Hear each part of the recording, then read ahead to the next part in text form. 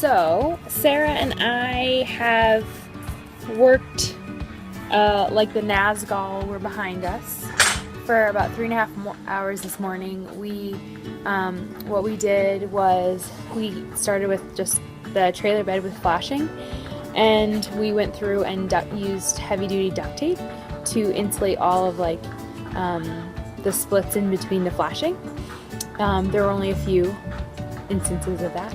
And then we took this really cool solution. It was cheap and easy and very effective. It's just like foam insulation, and so there were pieces of the flashing where you could literally see the floor, so we insulated with that. And then after that, we endured about 1.5 hours of measuring out the insulation, the foam insulation, and cutting it and fluffing it up, and and then we just had lunch at the lovely Luna Cafe in Longmont. And now, as you can see, we have started putting the OSB down, which is a beautiful process in my eyes because you just put it down.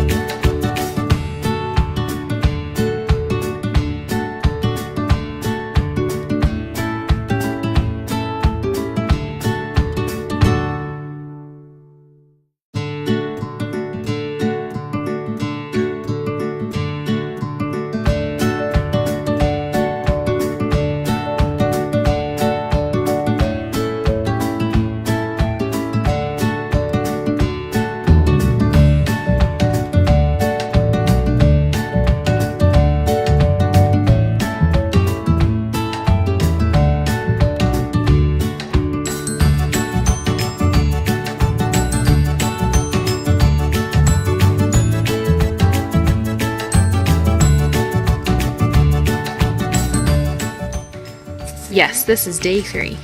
Okay, it's day 3. On day 1, insulation and OSB subfloor.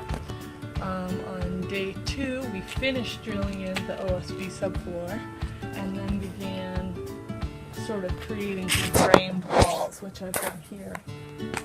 So for an entire day, it doesn't really seem like a lot, but we got a late start, and the majority of the day was spent just taking measurements and kind of doing the pre-logistical stuff, which is out of the way now, so hopefully we can make a little more progress. But right here is one of our end walls for the living room, so that's one of them. And eventually, for the second floor, or the meditation room, there's going to be a second part that comes up off with the shed roof angle there as well.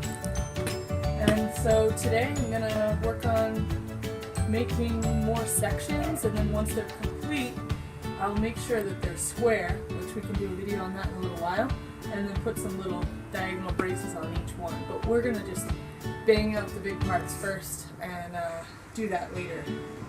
Great. And any hiccups that we've encountered so far? Challenges? Yeah, so one main challenge was that when we were cutting the OSB for the subfloor, especially when we were cutting around the wheel wells here, I had in mind for what's going to be the most efficient way to cut to save OSB. So for instance, right here with the wheel well, it comes in 6 inches to here. So instead of cutting 6 inches off one side and 6 inches off the other side, I just cut 12 inches off of one side, and that was just fine. Also, for this one here, they're usually 4 feet in length, but but I thought to myself, I'm just gonna make this come all the way to the wheel well and make it easier. So this is like somewhere a little under 4 feet. However, the problem with that is that the end of the wheel well did not line up with one of the cross beams.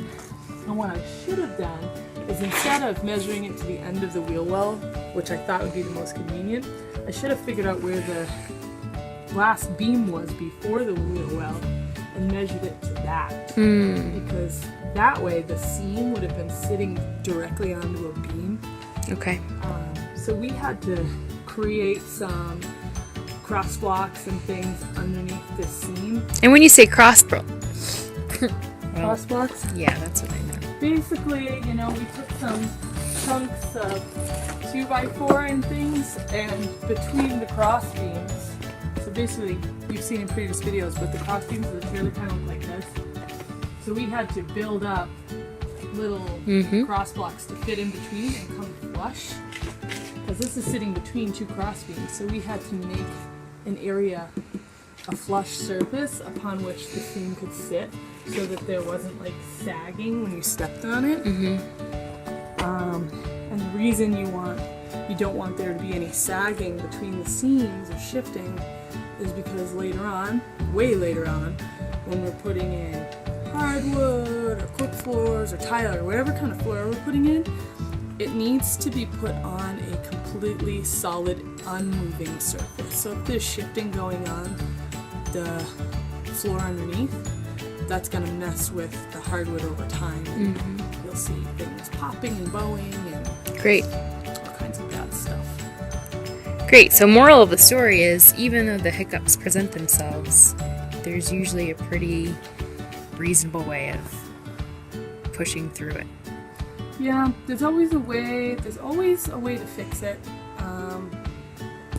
But you have to fix it in the moment. For instance, it was really tempting when we first noticed that we had done that to just be like, oh, well, whatever, it'll be fine.